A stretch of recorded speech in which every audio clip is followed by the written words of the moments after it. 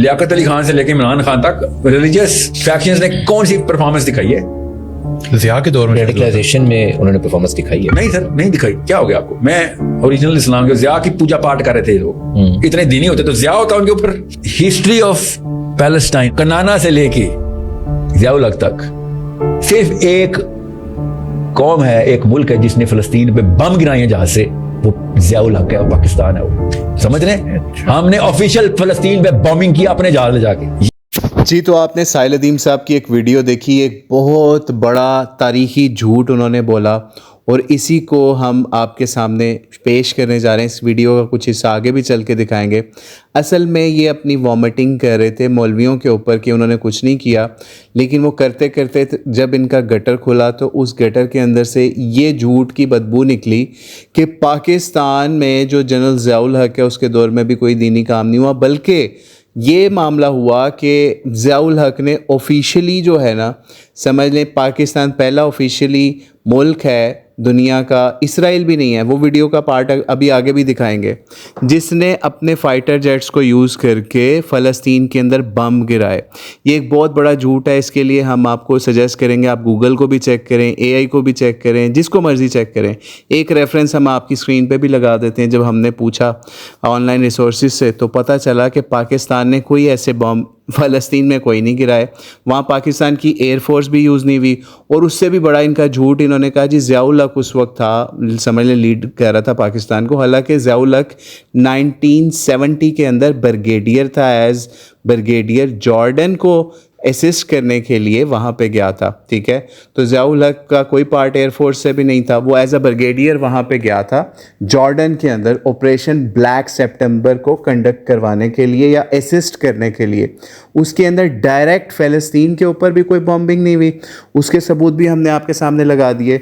और इसने कहा जी ये ऑफिशियल बॉम्बिंग, कोई ऐसे आपको ऑफिशियल रिकॉर्ड नहीं मिलेगा दुनिया का और ना ही पाकिस्तान का जिसके अंदर ये क्लेम माना जा सके, या ही ना ही फ़लस्तीनी इस चीज़ को मानते हैं। तो बहरहाल ये एक बहुत बड़ा झूठ था। अल्लाह ताला ऐसे जाहिलों से मुसलमान उम्मत की हिफाजत करे जो कि सोचते नहीं हैं कि उन्होंने बोलना क्या है। और ऑनलाइन रिसोर्सेज सारे अवेलेबल हैं, आप उनसे भी इनकी इस बोंगी को वेरीफाई कर सकते हैं। और अगला हिस्सा सुनिए जिसके अंदर इन्होंने उससे भी बड़ी बोंगी मारी, फिर उसको भी हम आपके सामने पेश करते हैं रेफरेंस के साथ। ये है, इसको आप रेडिकलाइजेशन इस्लाम, इसको इस्लाम कहते हैं आप। इसराइल ने कभी हवाई जहाज से बम नहीं गिराए, पाकिस्तान ने गिराए में। ज़ियाउल हक ये चीज है वो, आप पढ़े तो सही, आपकी इतनी उम्र है, आपको पता होना चाहिए था। That's so weird that you don't know about this. जी, तो अगला पार्ट भी आपने चेक कर लिया कि जिन लोगों ने पॉडकास्ट किया ना, उन्होंने ये समझ लें प्रमोशनल वीडियो के तौर पे, हाईलाइट के तौर पे वीडियो लगाई अपने पेज के ऊपर और हमने उसके आपके सामने प्रेजेंट कर दी। और वो बेचारे खुद कह रहे हैं कि हमें नहीं पता इस बारे में। ठीक है ना, आपको पता कैसे चलेगा? आप लोग क्रॉस वेरीफाई नहीं कोई बोंगी करते। ठीक है ना, तो ये भी एक इन्होंने बहुत बड़ी बोंगी मारी कि जनाब इसराइल ने भी ज़ियाउल हक के टाइम तक या आज तक के टाइम पे कभी भी यूज़ नहीं किया। क्या जी? कोई भी एयरक्राफ्ट जो है ना वो बॉम्ब गिराने के लिए या एयर स्ट्राइक्स करने के लिए फ़लस्तीन के अंदर यूज़ नहीं किया। हालांकि ये भी बहुत बड़ा तारीखी ब्लंडर और झूठ है साहिल अदीम साहब का, वो भी समझ लें इस्लाम के नाम पे मारा।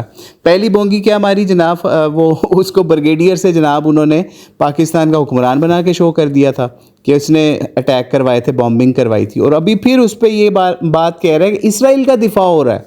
ठीक है, अब इसके ऊपर भी हम आपके सामने रेफरेंस पेश कर देते हैं। जब हमने गूगल से पूछा या ऑनलाइन रिसोर्सेज से पूछा कि फर्स्ट टाइम कब इसराइल ने अपने एयरक्राफ्ट को यूज़ किया बॉम्बिंग के लिए फ़लस्तीन के अंदर, तो वो 1948 से लेके आपको आज 2026 तक के डेट्स आपको बता देगा कि कब कब उन्होंने एयर स्ट्राइक्स किए।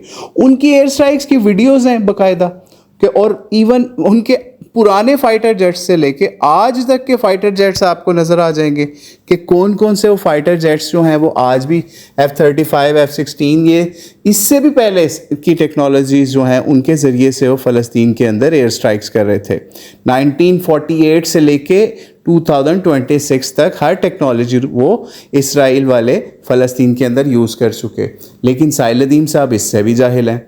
आप बताएं, आप ख़ुद हमें बताएं कि ये बंदा किस लेवल के ऊपर गिर चुका है कि जो चीज़ें ऑनलाइन रिसोर्सेज में, ऑफलाइन रिसोर्सेज में पूरी दुनिया में मानी जानी जाती हैं कि क्या मामला चल रहे हैं इसराइल के, फ़लस्तीन के या पाकिस्तान के, वो सारे डिनाई करके अपनी एक खुद साख्ता घड़ी हुई चीज़ पेश कर रहा है और उसको तारीख़ का नाम दे रहा है। तो अल्लाह से दुआ है अल्लाह ताला साहिल अदीम साहब को जिगरा दे कि वो अपनी इस बोंगी के ऊपर रुजू भी रिकॉर्ड करवाएं। बहरहाल अली मिर्ज़ा की तरह इस शख्स की भी इतनी बोंगियाँ हो गई हैं माशरे के अंदर कि ये लोग अब रुजू नहीं रिकॉर्ड करवाते, ये सिर्फ आंखें बंद कर लेते हैं और निजी महफ़िलों में कह देते हैं ओहो अच्छा ये कोई ऊपर नीचे हो गया, कोई बात नहीं चलने दो, अब क्या कर सकते हैं, हम इंसान हैं ना, इंसानों से गलती हो जाती है। भाई इंसानों से गलती हो सकती है तो मौलवियों से नहीं गलती हो सकती, ठीक है ना। पहले आप अपना तो मुहासबा करें। किसी दिन आपको बताएंगे IMS क्या गुल खिला रहा है और उसके क्या रिव्यूज़ आ रहे हैं, उसके जो लोग भी उसके साथ अटैच हैं या एज स्टूडेंट या एज टीचर, वो भी आपको किसी वक्त कोई रिपोर्ट दिखाएंगे।